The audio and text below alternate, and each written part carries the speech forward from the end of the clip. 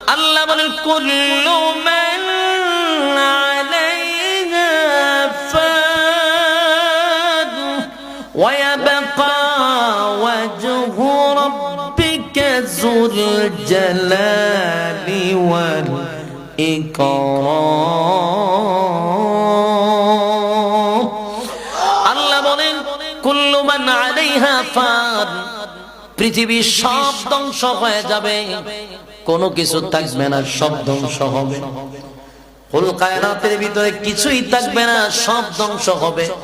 ইজা জুলজিলাতিল আরদু জিলজালাহা, জমিনের মধ্যে জালজালা হবে, জমিন ধ্বংস হয়ে যাবে। ওয়া আখরাজাতিল আরদু আসফালাহা ওয়া ক্বালাল ইনসানু মা লাহা, জমিনের মধ্যে জালজালা শুরু হয়ে যাবে রে, জমিন কথা বলতে থাকবে, জমিনের সম্পদ বাহির করে দিবে। সব ধ্বংস হয়ে গেলেও যিনি চিরঞ্জীব তিনি কোনোদিন ধ্বংস হবে না। এই জন্য আল্লাহ বলেন ওয়া আখরাজাতিল আরদু আসফালাহা, জমিনের ভিতর থেকে সব বাহির হবে, জমিন ধ্বংস হবে, কিন্তু আল্লাহ বলেন আমি চিরঞ্জীব। কুল্লু মান আলাইহা ফান ওয়া ইয়াবকা ওয়াজহু রাব্বিকা যুল জালালি ওয়াল ইকরাম। আমি আল্লাহ শুধু থাকবো, আর বাকি সব কি হবে?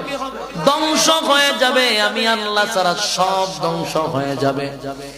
আল্লাহ রাব্বুল আলামিন চিরঞ্জীব, ওনার মরণ নাই, মরণ নাই, মরণ নাই, আল্লাহর গুম নাই, মালিকের কোনো তন্দ্রা নাই।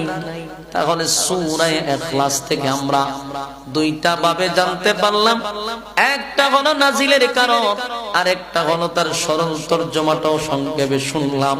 মক্কার মানুষ এটা নিয়ে খুব ক্ষিপ্ত, এটা নিয়ে খুব আন্দোলন করছে। এদের কথা হলো আমরা বাপ দাদা ধর্ম পালন করে আসতেছি, আমরা বহু বছর ধরে ধর্ম পালন করে আসতেছি। আব্দুল্লাহর পুত্র মুহাম্মদ আমাদের সাথে চললো, আমাদের সাথে খাইলো, আমাদের সাথে উঠলো বসলো, সবকিছু আমাদের সাথে। হঠাৎ করে উনি নিজেকে রাসূল দাবি করে কেন?